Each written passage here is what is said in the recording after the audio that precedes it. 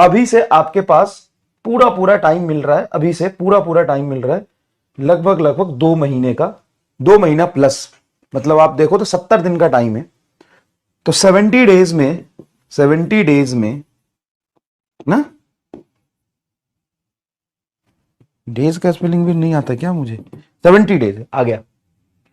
जो 70 दिन का आपके पास लगभग लगभग टाइम है सिलेबस खत्म हो जाने के बाद। अब 70 दिन में आप क्या कर सकते हो, 70 डेज में अब क्या कर सकते हो, 70 दिन में आपको क्या करना है कि रिवीजन करना है बिल्कुल। और ऐसा तो नहीं है ना कि रिवीजन वाला पार्ट हमें पहले 15 दिन में करना है और बाकी के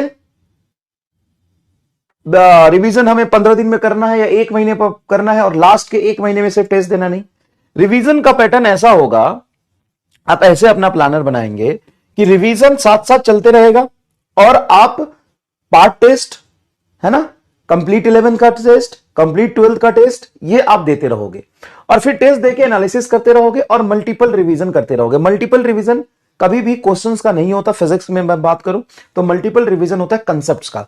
आपके पास ऐसे सीट होने चाहिए 15-20, खुद के सीट होने चाहिए, है ना। अगर आपके पास फिजिक्स में डीजी है तो उससे भी सीट बना लीजिए अपना, है ना। तो आपके पास हर चैप्टर के एक सीट होने चाहिए, हर चैप्टर के एक सीट होने चाहिए और उस सीट को कहीं एक अपने बंडल में रखो या फिर उसको दीवार पे चिपका दो। हर एक चैप्टर के सीट होनी चाहिए, अपने हर एक चैप्टर के सीट होनी चाहिए, हर एक चैप्टर की सीट होनी चाहिए, है ना।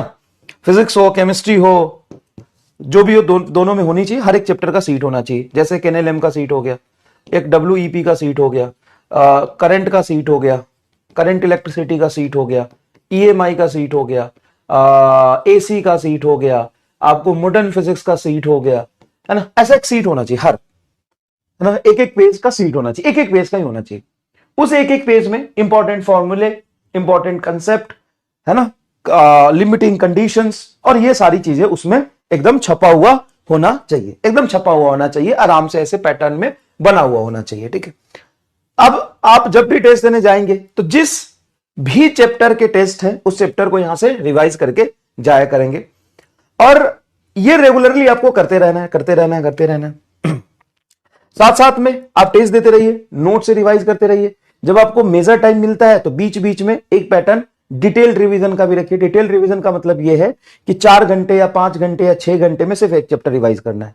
ऐसे तो आपको पता ही होना चाहिए कि ऐसे ऐसे एक एक छोटा छोटा सीट बनाना है, ठीक है ना।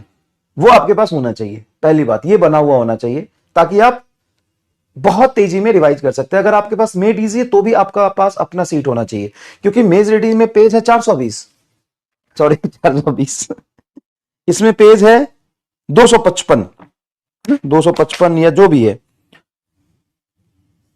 या कुछ 300 पेज होगा या जो भी है, तो उसको एक एक पेज के दोनों साइड में कन्वर्ट कर लीजिए और खुद लिखिए, ठीक है ना, खुद लिखिए और वो अच्छे तरीके से ये बना लीजिए।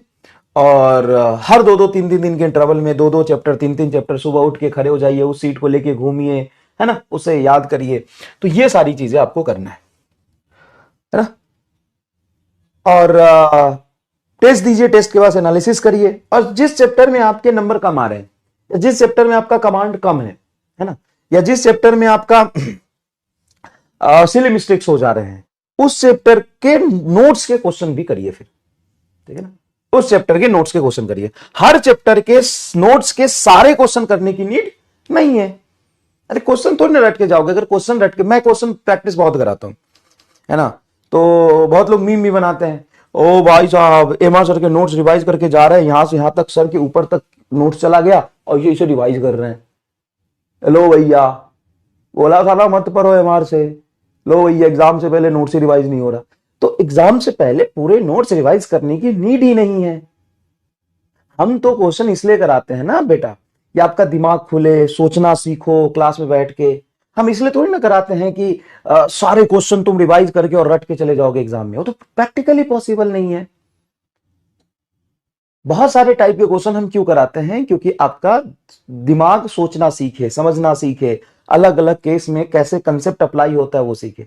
बाकी हर चैप्टर का जो क्रक्स है, जो छोटी चीज है, उसको शॉर्ट में थ्योरी और जो इंपॉर्टेंट क्वेश्चन वो मेड इजी में। मेड इजी का भी आपको एकदम शॉर्ट बनाना है, ऐसे वाला, ऐसे वाला, ठीक है ना, ऐसे वाला। सारे चैप्टर्स के अलग अलग आपको बनाने, थर्मल का, एसएचएम का, वेव का। अगर आपने नहीं बनाया तो ये बनाना है, और उस चीज से आपको रिवाइज करनी है। वो नोट्स थोड़ी ना रिवाइज करके पूरा जाना है। हाँ, अब जिस चैप्टर में आपके नंबर अच्छे आ रहे हैं, बहुत अच्छी बात है, इसी से या मेड इजी से रिवाइज कर लीजिए, है ना, मेड इजी से इससे रिवाइज कर लीजिए, ठीक है। जिस जिस चैप्टर में आपके नंबर अच्छे आ रहे हैं, जिसमें नहीं आ रहे हैं, उसमें नोट्स के क्वेश्चंस आप रिवाइज करिए, ठीक है ना, ठीक है बेटा, उसमें नोट्स के क्वेश्चन आप रिवाइज करिए। चलिए, और साथ साथ में टेस्ट देते रहिए। और आपको लग रहा है कि सिलेबस खत्म हो गया है, उम्मीद में मैं बहुत सारे नए क्वेश्चंस लेके आऊंगा, है ना, सारे पीवाईक्यू मैं उम्मीद में ही करा दूंगा, नीट के और जेई के। तो रिलेवेंट क्वेश्चन की पीवाईक्यू की अगर आपको टेंशन है कि पीवाईक्यू हमें करना है क्या, कैसे करना है, जेई के पीवाईक्यू हम कैसे सेलेक्ट करें, क्या करना है, कितना करना है, तो वो सारा उम्मीद में मैं करा दूंगा। आपको टाइम मैनेज हो तो आप क्लास कर लीजिएगा, वरना कोई दिक्कत नहीं है ना। दूसरी बात, जो डिलीटेड टॉपिक्स हैं उसका मैंने एनालिसिस कर लिया है, और प्रैक्टिकल फिजिक्स का एनालिसिस कर लिया है कि मुझे क्या क्या पढ़ाना है, वो सारे मैं आपको पढ़ाऊंगा, है ना। आपको लग रहा है कि सिलेबस खत्म हो जाने के बाद मास्टर नहीं दिखाई देगा, तो आप गलत है। मास्टर आपको रोज दिखाई देगा, एक दिन उम्मीद में, फिर एक दिन आपके बैच में। तो क्लासेस खत्म नहीं होंगी और मैं आता रहूंगा, कभी क्वेश्चन प्रैक्टिस होती रहेंगी, कभी रिवीजन होता रहेगा। जो भी पेंडिंग चीज है, पेंडिंग चीज क्या है, जो जैसे मैं हीट इंजन पढ़ा दूंगा आपको, जैसे मैं पोटेंशियोमीटर वायर पढ़ाऊंगा आपको, जैसे मैं रोलिंग मोशन के कंसेप्ट थोड़ा पढ़ा दूंगा आपको। तो जो जो सेक्शन ऐसा है जिसमें नीट में सवाल आ गए हैं, जेई मेन में सवाल आ गए हैं डिलीटेड पार्ट से, वो सब मैं आपको करा दूंगा, ठीक है ना। वो सब कराएंगे, कार्नोट इंजन कराएंगे, वो कर लिया एनालिसिस, ठीक है ना, वो एनालिसिस हमने कर लिया है, ठीक है, कोई दिक्कत नहीं है, कोई दिक्कत नहीं है, वो सारा एनालिसिस कर लिया, वो सारा करा देंगे, ठीक है, ठीक है। उसके बाद फुल लेंथ पेपर डाल दिया करेंगे, वो आप प्रैक्टिस करना, फिर उसका डिस्कशन कर लेंगे। तो there are lot of things we will do from February end to April end, there are so much time ahead. तो यहां पे घबराने और परेशान होने वाली बात नहीं है।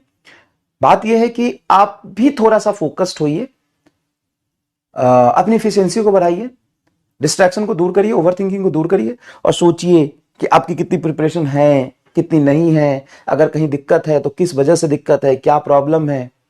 और रिवीजन कई अलग अलग तरह के होते हैं। रिवीजन होते हैं कि आपने बेसिक सारे फॉर्मूले रिवाइज कर लिए, अब उस चैप्टर के आपको नए क्वेश्चन भी करने हैं, तो करोगे क्या, एक दो महीने क्लास नहीं है तो उम्मीद कि लेक्चर लो, वरना लेक्चर मत लो, उसकी पीपीटी लेके सॉल्व कर लिया करो, है ना। It smart and do whatever is required according to your need. Got it? According to your need.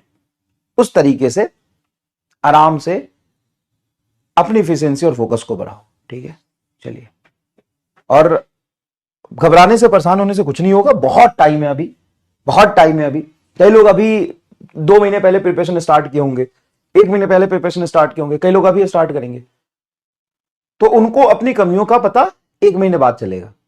At least आज के समय में आपने कुछ पढ़ा भी है, कुछ किया भी है, कुछ अच्छा भी है, कुछ गलत भी है, आपको अपनी कमियों का पता भी है, तब उस पर काम करिए ना, रोने के बजाय, है ना। आप रोने के बजाय उस पर काम करिए ना। आप सोचिए 2 महीने पहले, 4 महीने पहले भी लोगों ने, 3 महीने पहले, 1.5 महीने पहले, 1 महीने पहले भी बैच लॉन्च हुआ है, उसमें भी लोगों ने पढ़ाई करना शुरू किया होगा, तो उनको अपने कमियों का पता कुछ दिन बाद चलेगा।